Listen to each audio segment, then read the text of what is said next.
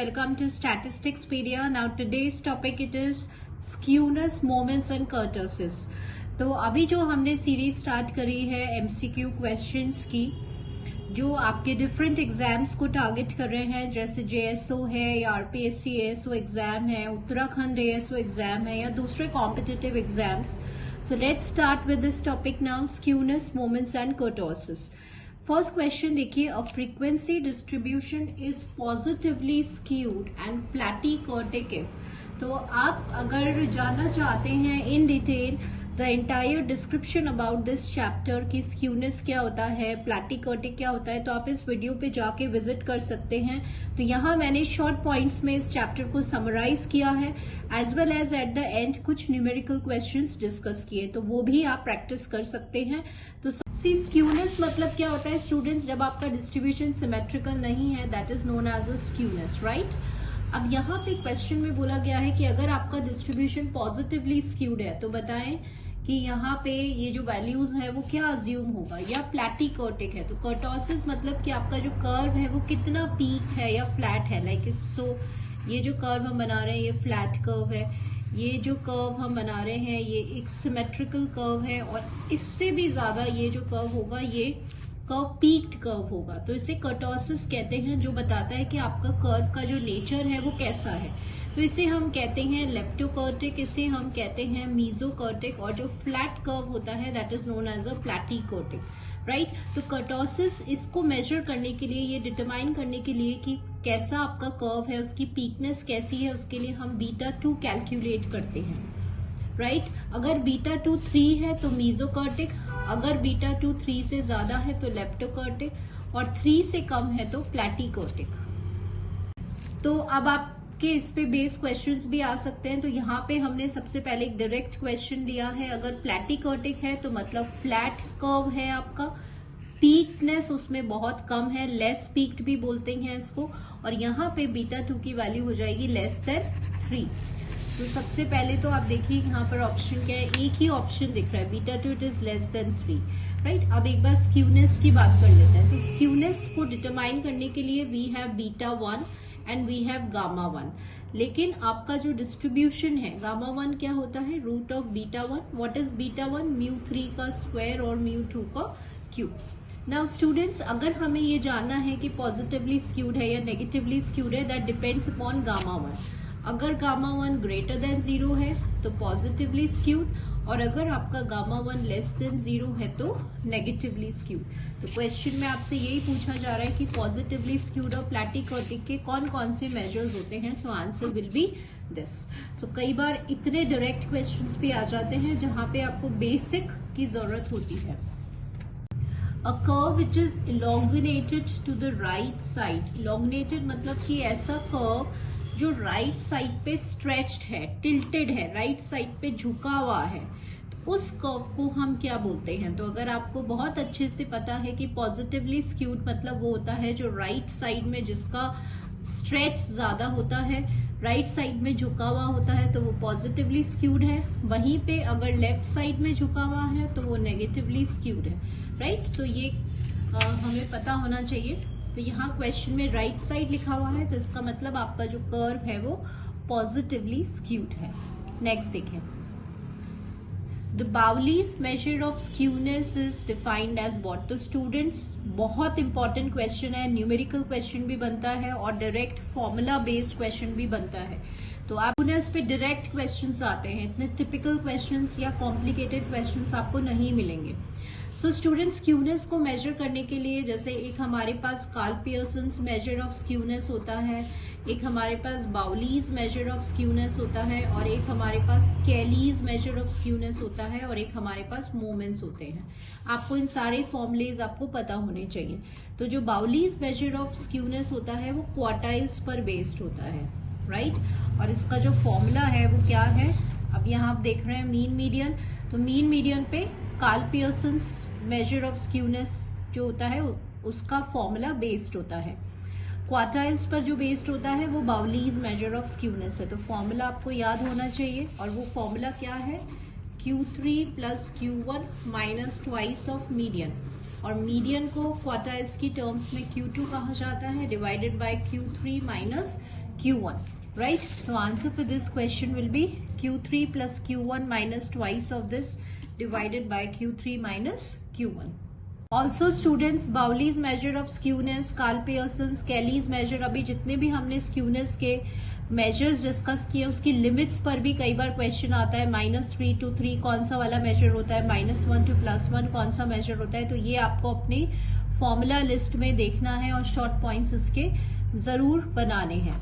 Next देखिएगा, when the coefficient of skewness is negative then इसमें से कौन सा रिलेशन जो है वो आपका होल्ड करेगा। तो अब आपने देखा कि यहाँ पे आपके जो आंसर्स हैं वो क्वार्टाइल्स पर हैं और आपसे स्क्यूनेस की बात करी जा रही है। तो व्हेनेवर हमारे पास जब भी major of skewness quartiles based होता है तो हम बाउलीज मेजर को यूज करते हैं। क्वेश्चन में दिया हुआ है कि अगर ये नेगेटिवली स्क्यूड है तो बताएं इसमें क्या रिलेशन होल्ड करेगा। स्टूडेंट्स देखिए, ये आपका जो है ये फॉर्मूला आपका स्क्यूनेस का है। अगर ये स्क्यूनेस लेस देन 0 है क्योंकि नेगेटिवली स्क्यूड है तो Q3 plus Q1 minus twice of Q2 will be less than 0, और इन अदर वर्ड्स हम इसको ऐसे बोल सकते हैं। तो ये रिलेशन आ गया आपके नेगेटिवली स्क्यूड का। तो यहाँ ऑप्शन में देखें Q3 प्लस Q1 जो है वो आपका less than twice of Q2, ये रिलेशन है नेगेटिवली स्क्यूड। इसका उल्टा भी क्वेश्चन आपसे पूछ सकते हैं, अगर पॉजिटिवली स्क्यूड है तो इसकी वैल्यू ग्रेटर देन 0 हो जाएगी और यहाँ ग्रेटर देन साइन आ जाएगा। So answer will be this.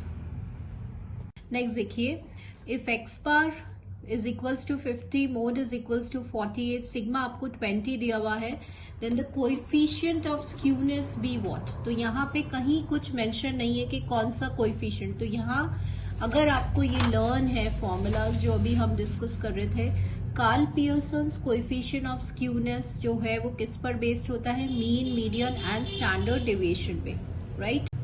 Karl Pearson's measure of skewness का फॉर्मूला होता है आपका mean minus mode divided by standard deviation. This is a formula for Carl Pearson's measure of skewness.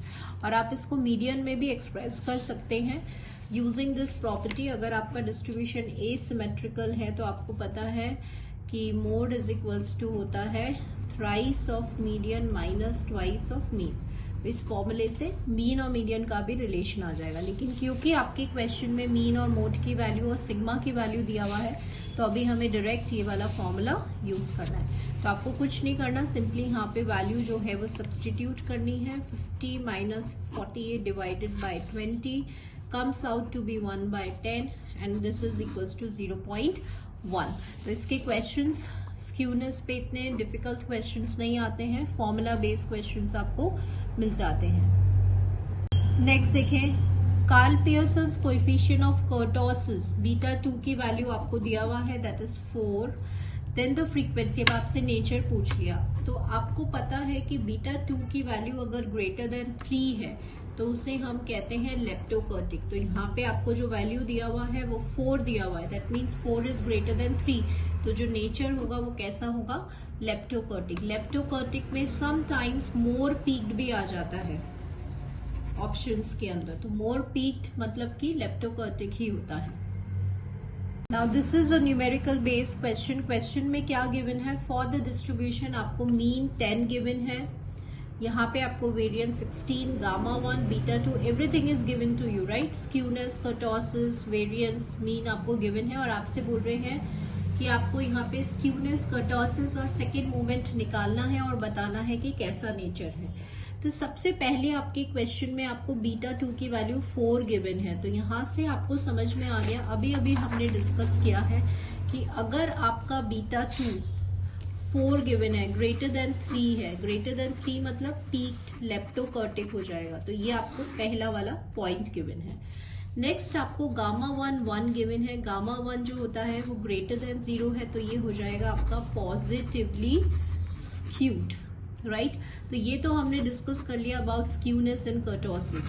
Second आपसे क्या पूछा जा रहा है, second raw moment. Second raw moment तो देखिए μ2 क्या होता है स्टूडेंट्स, μ2 क्या होता है आपका, μ2 प्राइम माइनस μ1 प्राइम का स्क्वायर होता है। क्वेश्चन में आपको वेरिएंस गिवन है 16, μ2 प्राइम आपको निकालना है और मीन मतलब होता है μ1 प्राइम का स्क्वायर। तो यहाँ से आपको इसका आंसर मिल जाता है एज दिस। तो सेकेंड रॉ मोमेंट की जो वैल्यू आ रही है वो आ रही है 116। सो फाइनली आंसर क्या आ रहा है 116, राइट। मतलब इन दोनों ऑप्शंस में से होगा। प्लस यहाँ पे अभी आपने क्या निकाला, positively skewed and leptokurtic. So answer will be this.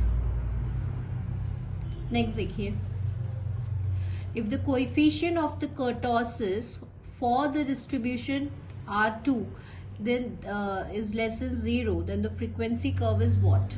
Students, here I would like to tell you, sometimes question paper में जो आपका coefficient of skewness होता है वो गामा 2 होता है, ठीक है। लेकिन कई बार question paper में वो इस तरह से print हो जाता है, जैसे यहाँ पे print हुआ। Now what is gamma 2? Gamma 2 होता है बीटा 2 माइनस 3। तो सबसे पहले आपको ये वैल्यू लर्न होनी चाहिए। अब अगर गामा 2 में ये कह रहा है कि जो वैल्यू है वो लेस देन 3 है, लेस देन 0 है ना।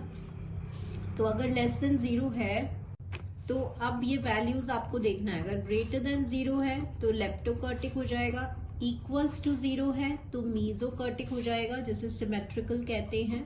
और अगर लेस देन 0 है तो प्लैटिकर्टिक, मतलब फ्लैट हो जाएगा, पीकनेस उसमें बहुत कम होगी। तो यहाँ पे आपकी वैल्यू लेस देन 0 है, मतलब फ्लैट कर्व हो जाएगा, means platykurtic. So answer will be this.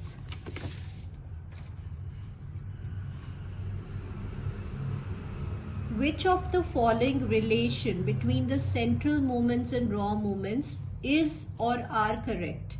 Incorrect, sorry, correct नहीं है, इनकरेक्ट है। तो यहाँ पे डायरेक्ट फॉर्मूला बेस्ड क्वेश्चन है, तो सबसे पहले आपको ये याद होने चाहिए। तो पहला देखिए, μ3 is μ3 prime minus thrice of μ2 prime μ1 prime plus. तो ये बिल्कुल करेक्ट है, लेकिन यहाँ आपको गलत वाला बताना है। μ3 प्राइम, अब यहाँ μ3 प्राइम है तो इसकी वैल्यू निकाली गई है, तो ये सारे इस साइड आ जाएंगे। तो आप देख रहे हैं ये गलत है क्योंकि यहाँ पर 2 नहीं है, ठीक है। तो सेकेंड वाला ऑप्शन जो है वो एक फॉल्स स्टेटमेंट है। μ4 का आपको फॉर्मूला लर्न होना चाहिए। तो यहाँ पर आप देख रहे हैं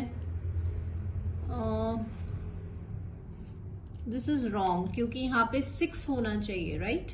फॉर्मूला में यहाँ पे 6 आता है, तो ये एक रॉन्ग स्टेटमेंट है। तो सेकंड और थर्ड जो है वो आपकी रॉन्ग स्टेटमेंट है। यहाँ पे μ4 देख लीजिए, μ4 प्राइम, μ4 ये इस साइड गया तो प्लस में, ये इस साइड गया तो माइनस में। This is a correct statement. तो ये एक फॉर्मूला बेस्ड क्वेश्चन है जहां आपको सेंट्रल और रॉ मूवमेंट्स के रिलेशंस बहुत अच्छे से लर्न होने चाहिए। कई बार स्टूडेंट्स यहाँ पे सेंट्रल मूवमेंट की जगह रॉ मूवमेंट भी आ जाता है, तो वो यहीं से निकाला गया है, राइट। यहाँ पे इसकी वैल्यू देख रहे हैं आप, ये सब इस साइड आ जाएंगे, तो ये आपका ये वाला फॉर्मूला बन जाएगा। नेक्स्ट देखते हैं, फॉर द मीजोकर्टिक कर्व। तो सबसे पहले हमें पता होना चाहिए मीजोकर्टिक मतलब सिमेट्रिकल, जिसमें कोई स्क्यूनेस नहीं है और बीटा 2 की वैल्यू 3 होती है। Having the standard deviation 4, the value of the fourth central moment is what. तो ये बहुत ज्यादा रिपीटेड क्वेश्चन है और मेनी क्वेश्चन पेपर्स में आपको इस टाइप का क्वेश्चन मिल जाएगा। समटाइम्स स्टूडेंट्स यहाँ पे लेप्टोकर्टिक आ जाता है, समटाइम्स यहाँ पे प्लैटिकर्टिक आ जाता है। तो अगर ऐसा कोई क्वेश्चन आ रहा है तो अब आपको ये यहाँ पर हम जो यूज करते हैं वो ये वाला कॉन्सेप्ट यूज करते हैं। अगर लेप्टोकर्टिक है तो ग्रेटर देन 3 और अगर प्लैटिकर्टिक है तो लेस देन 3। तो क्वेश्चन में यहाँ मीजोकर्टिक है तो हम इसको यूज करेंगे। तो बीटा 2 होता है आपका μ4 अपॉन μ2 का square, that is equals to 3, क्योंकि क्वेश्चन में मीजोकर्टिक गिवन है। ऑल्सो आपको क्वेश्चन में सिग्मा की वैल्यू क्या गिवन है, 4। Standard deviation is given to you 4। तो आपको पता है μ2 मतलब होता है सिग्मा स्क्वायर, ठीक है, वेरिएंस होता है। तो यहां से μ4 की वैल्यू क्या हो जाएगी, 3 into μ2 square, 3 into sigma square का स्क्वायर। तो सिग्मा स्क्वायर कितना हो जाएगा स्टूडेंट, 16 का स्क्वायर। 16 का स्क्वायर होता है आपका 256। तो ये आपका हो जाएगा 768 विल बी द आंसर। देखें इसमें 768 will be the answer. Sometimes अगर यही क्वेश्चन आपका यहाँ पे लेट्स से प्लैटिकर्टिक में आता तो हम यहाँ पे कुछ नहीं करते, ये जो रिलेशन आप लिख रहे हैं बीटा 2 इसकी वैल्यू लेस देन 3 हो जाती और फिर μ4 की वैल्यू लेस देन 7, 6, 8 हो जाती। तो ये किस कंडीशन में है? प्लैटिकर्टिक में। और ये सेम क्वेश्चन अगर लेप्टोकर्टिक में आता तो ये वैल्यू इस तरह से हो जाती। तो ये बहुत रिपीटेड क्वेश्चन है, मैनी एग्जाम पेपर्स में ये क्वेश्चन आया हुआ है, बस यहाँ पे आपको ये वैल्यूज चेंज कर दी जाती है, राइट। इसका बहुत ध्यान रखना है कि स्टैंडर्ड डेविएशन गिवन है या वेरिएंस गिवन है, तो ये भी हमें पता होना चाहिए, right. So students, skewness moments and kurtosis पे आपने अगर पहले वाला वीडियो देखा है स्क्यूनेस का तो आपको और भी क्वेश्चंस मिल गए होंगे प्रैक्टिस के। आज हमने बेसिक क्वेश्चंस किए हैं, formula based and some numerical questions. So video helpful रहा है तो लाइक करिए, एंड अगेन अगर आप किसी टॉपिक को समझना चाहते हैं और आप चाहते हैं कि मैं उसकी वीडियो लेकर आऊं, then do comment me. So thank you students for watching this video.